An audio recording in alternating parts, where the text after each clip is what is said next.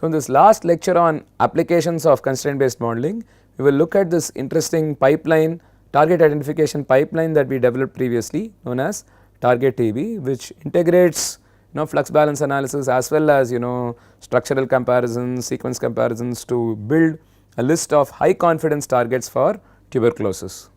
So, this is what I wanted to talk to you about the metabolic engineering example.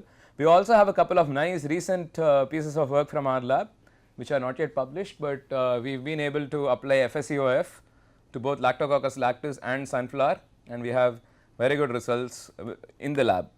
Right? We predicted strategies computationally and implemented them in the lab, and we have had a strain that produces by like 3-fold, 4-fold higher and so on. So, now going back to drug target identification, how do you prioritize targets for a pathogenic organism using modeling? The first task would be to identify essential genes, right, that would be the most likely thing to work. So, you identify essential genes, and you can identify essential genes using multiple approaches. You may be able to use flux analysis, you can use network theory as we have studied in the past and so on. Right. So, what we did was we built a target identification pipeline which is essentially generic, it can be applied to any organism. So, we start with the entire genome and we sort of feed it into a filter. So, what we do is we do some network analysis, we build some protein interaction networks and we do flux balance analysis, and we also take some essentiality data from literature, and we take a sort of consensus of all these, or rather a union of all these, to prepare a first shortlist. So, whatever is essential by any one of these methods is a potentially interesting protein. We then did some sequence analysis to eliminate proteins which had a close similarity to humans, because that is something we wanted to do. In the next step, we went ahead and did a structural assessment. This was an interesting part. So, my colleague had an algorithm to basically look for similar looking pockets in across protein structures. So, this is where any drug is going to go and bind. So, if a TB protein had a pocket that was similar to a human protein, you do not want to use it, because the final thing is you will design a drug for this TB protein which will end up binding to the human protein as well.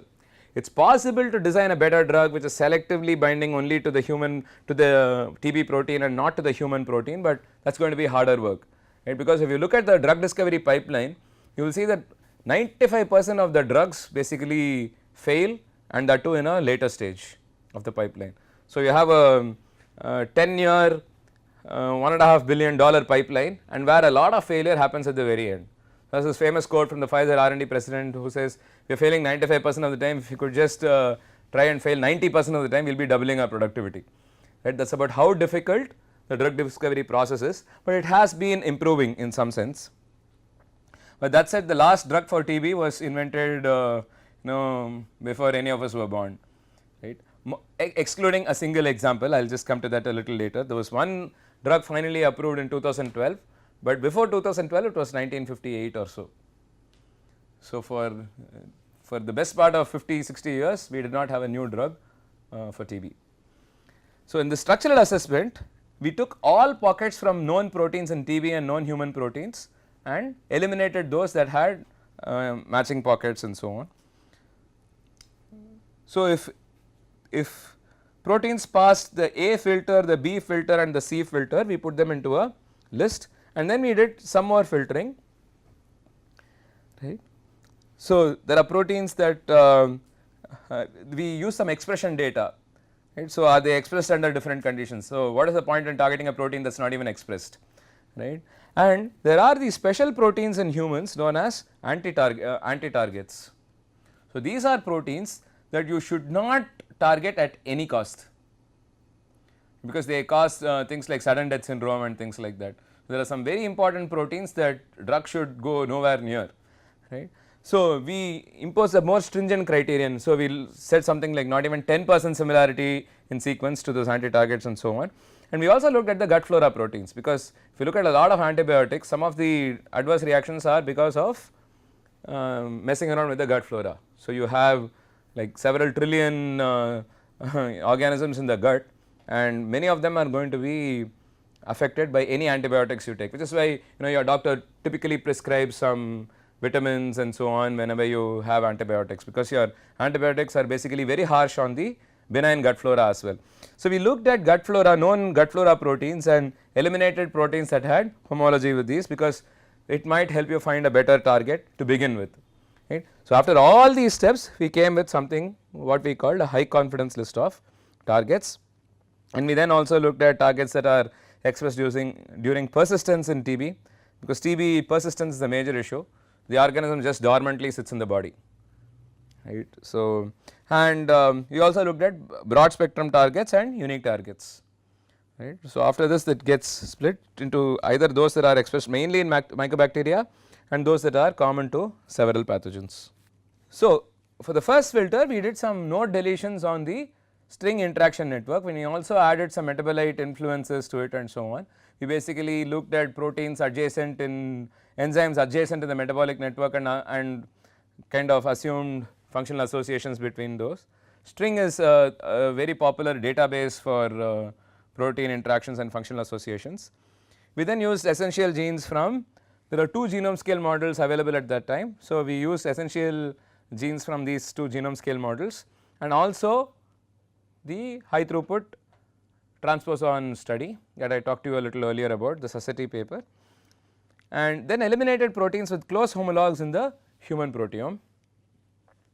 And in the next step we did a structural assessment of targetability. Basically we predicted binding sites using tools known as pocket depth and pocket match, developed in the lab, in Professor Chandra's lab, and we basically identified binding sites with a particular cutoff and eliminated those. So, essentially we eliminated many proteins based on structural similarity. So, the structural similarity was a novel aspect of this work, and we obtained structural models from this database known as ModBase. So, it gives you homology based models for even proteins for which the structure has not been solved. As you will know, there are much fewer proteins for which structures have been solved compared to those for which we have sequences. We have sequences for like 20,000, 30,000 human proteins, whereas we have structures for like a few hundreds if at all, right. And then we applied the other filters such as microarray data and stringent non-similarity to human anti-targets, gut flora proteins and so on, and we made multiple lists as I just showed you. So, what were the targets we identified? This is an interesting table. So, this looks at several interesting targets, known and proposed targets. So, if you see we have a bunch of filters, right. So, A talks about systems level importance, B talks about sequence level elimination, C talks about structure level elimination, E talks about expression, F talks about G talks about gut flora proteins, and F talks about I think non-similarity to anti-targets and so on, right. So, these are the different proteins, and then I talks about persistence, J talks about broad spectrum versus narrow spectrum.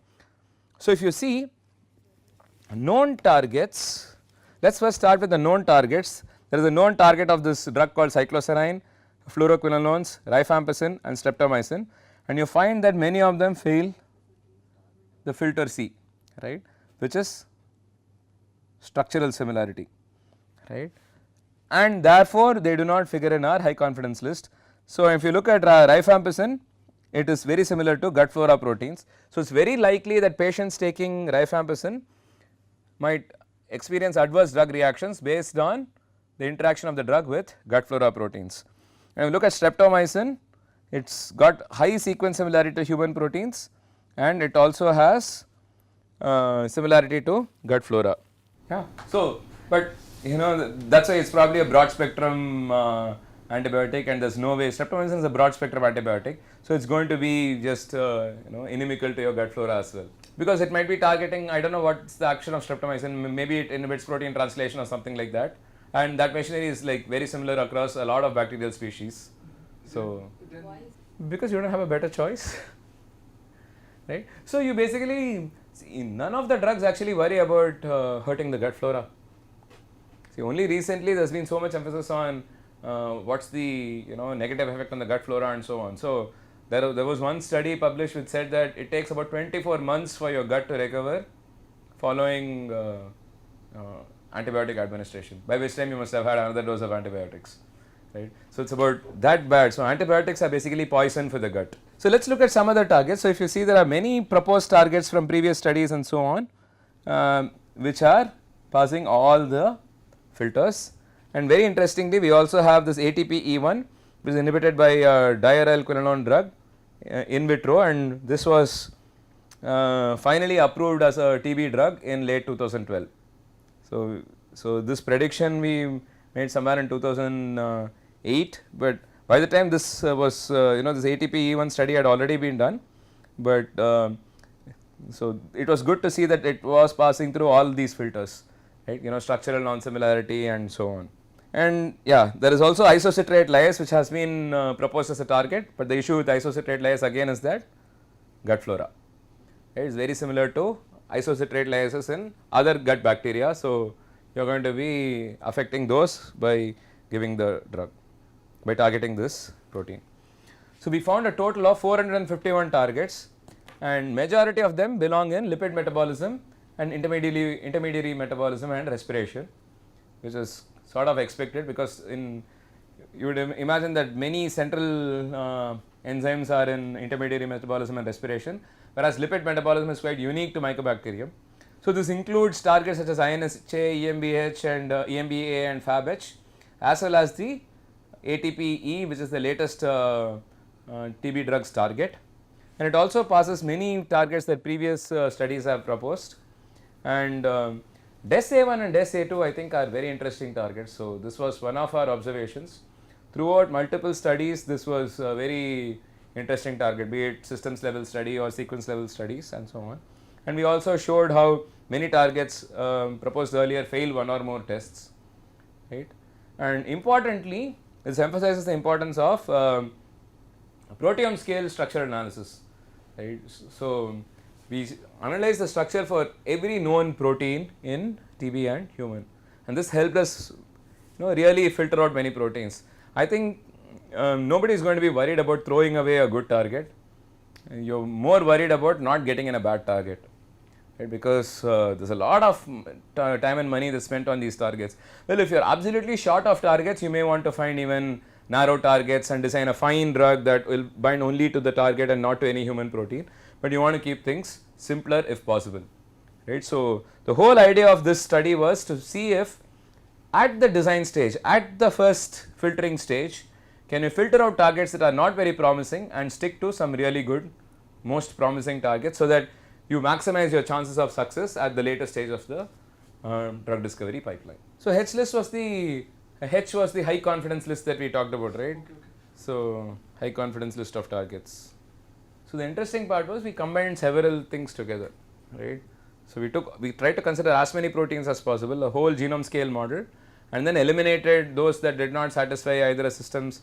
We actually kept proteins that satisfied at least one of the filters, right? Either a systems level test or a sequence level test or a structural level test, and then filtered through other filters and so on. So this helped us with systems approach, not just with that was like much larger. I don't remember the exact number, but it was like several thousands, right? So it would have been something like 1500 or so. See, the flux analysis gave us only about 200 targets or so. Okay. So 220 odd targets I think, but network analysis gave us a little more, I think maybe like 500, 600, and essentiality was experimental essentiality data, and that was high throughput, and that had, I don't remember the exact number of genes, maybe another 500, 600. These are all potentially overlapping, but then we filtered out based on sequence and structure. So sequence and structure are very heavy filters. Sequence are already filtered out a lot. So there are a few which survived the sequence but then got kicked out when we looked at structure using the gene deletions, right? You perform single gene deletions by considering the entire metabolic network. There were two genome scale models that were there, right? They were called INJ661 and GSMNTB. So we used both these models to run gene deletions, single gene deletions, and predict drug targets. So basically all those that were that gave lethal phenotypes on removing the gene, we use them as potential candidates for drug targets. Lethal phenotypes in the organism. the organism does not grow. That only tells you what gene you have to remove. So the corresponding protein can be targeted. So isn't usually a complicated relationship? Not in prokaryotes, right? You only get what genes, like many genes lead to many proteins. In prokaryotes, it's not that bad. So still, in fact, yes. So if you remove the fatty acid synthase gene, it will take out 50 reactions, right? Because it's that massive multi-enzyme protein that catalyzes like 60 reactions or 50 reactions in the. So that is accounted for. So the gene protein reaction associations are always accounted for in any of these models when you perform the simulations. So with this, we are roughly at the end of constraint-based modeling. Right? There is we've covered a lot of ground with constraint-based modeling. So I'll maybe try to make a brief review again, and then we'll move on to other topics.